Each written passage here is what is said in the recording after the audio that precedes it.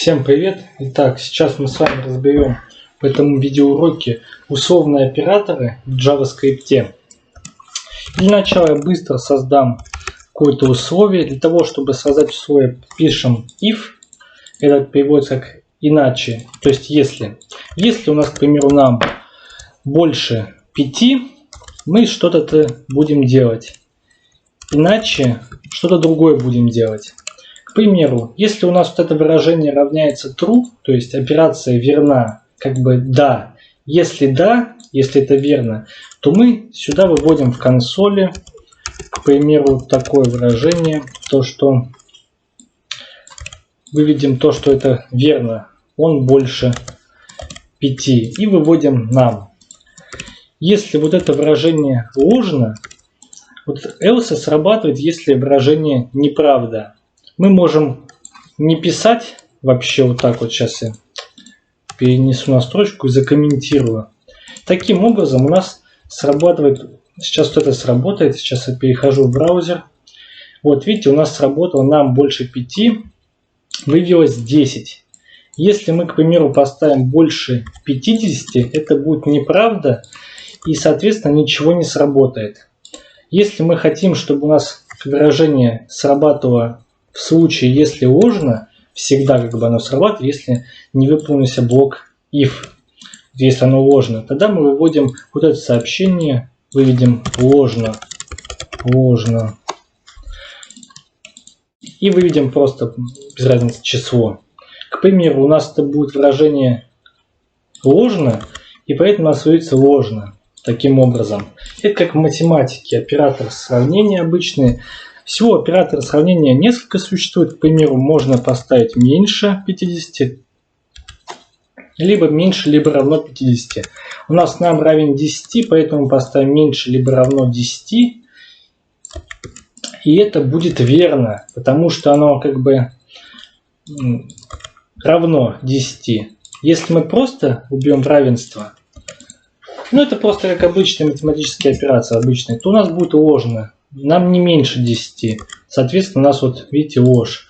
Также мы можем сравнить, типа, является ли оно равно, и оно равно. Как бы оно равно будет. Также мы можем увеличить количество уровней проверки. К примеру, мы будем сравнивать сразу же еще с каким-то другим выражением. К примеру, вот таким образом.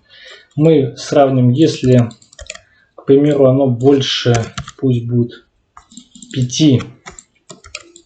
К примеру, если оно меньше 10 и больше 5. Что здесь происходит? Здесь происходит следующим образом. Следующее, то есть, происходит. Здесь сначала сравнивается первое условие. Если оно является ложным, начинает срабатывать второе условие. Если оно тоже ложное, то выполняется, соответственно, третье условие. Здесь у нас нам больше 5, поэтому у нас сработает вот это условие. Мы вот перезагружаем, и видите, у нас выводится нам больше 5. Соответственно, вот это условие у нас верно. И вот таких конструкций может быть огромное, можно сколько угодно проставлять, может быть очень много. Здесь как бы сколько нужно по логике, столько, по вашей задаче, столько и делайте.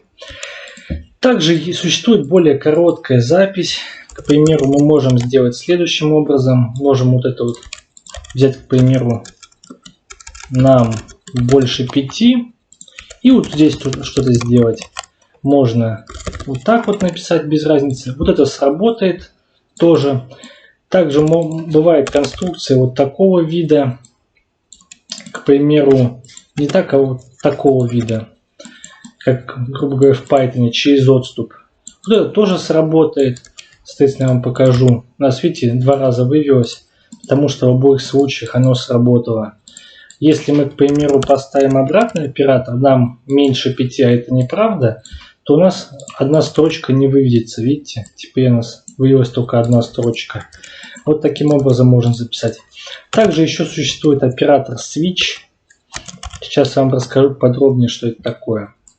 Это такая условная специальная конструкция, которая, как и if, принимает в себя выражение, и здесь должно быть либо true, либо ложь, false, ложь.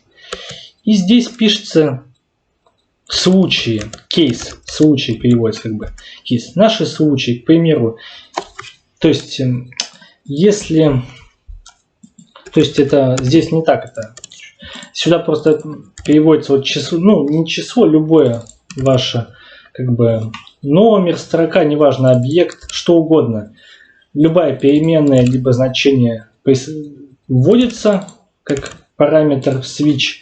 И здесь описывается случай. К примеру, если, к примеру, нам больше 3, то будем делать следующее.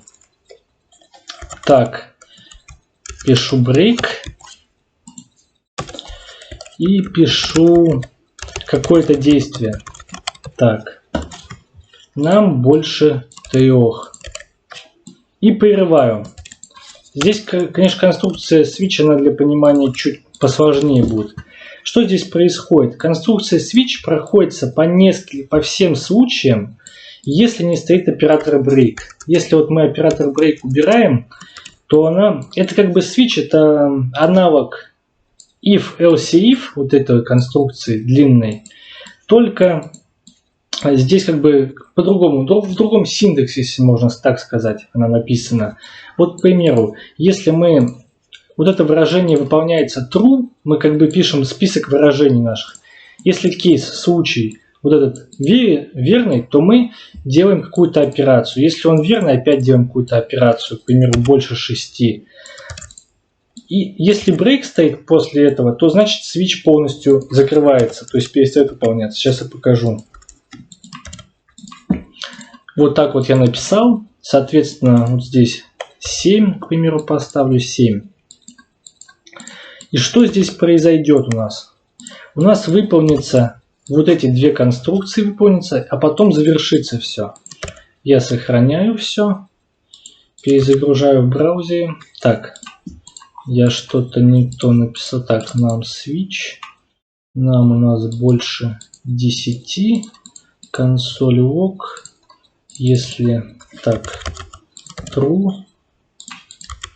Да, вот у нас все вывелось. Все-таки я это что-то... Так, вот да, у нас если выражение true, то начинает запускается вот это вот все. Я просто сам оператором switch давно не пользовался. В основном вот if else, ну задачи нет такой, где он используется. Мне просто больше самому нравится if else if.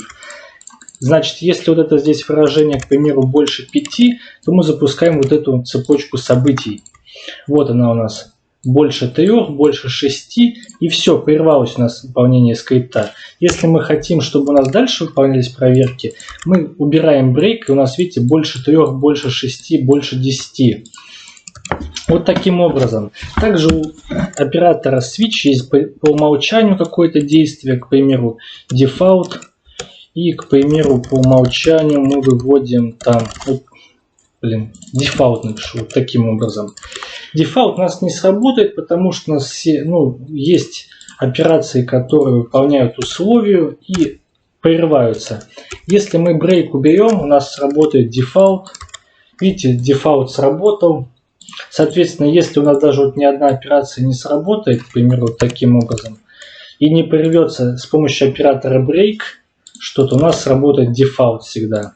Дефолт у нас как бы всегда будет работать, если не выполнится и не появится операции break switch. Также условия можно сделать следующим образом. Можно, к примеру, вот у меня есть num, который равен 10. Можно условие записывать таким образом. Если он, к примеру, больше 4, тогда мы, к примеру, присваиваем ему 66. Иначе, к примеру, 77. Без разницы, любое. Это, грубо говоря, такие вот условия в одну строчку, они бывают очень часто используются. К примеру, что здесь происходит? Если у нас это выражение выполняется верно, тогда мы присваиваем, возвращаем нам 66, если ложь 77. И давайте, к примеру, сейчас выведу я вот это вот нам, сюда он в конце будет выводиться. Так как он больше 4, будет у нас 66. Видите, нам у нас равен 66. Дальше, если он, короче, будет ложь, пусть будет 22, то выведется 77 у нас. Соответственно, вот тут как бы самое главное запомнить, вот if-else понять, как условия работают, и вот в одну строку, потому что вот как на практике switch case пореже используют. Ну, в принципе, он тоже очень легкий, просто давно не использовал. Вот на этом, в общем-то, сегодня все. Спасибо за внимание. Пока.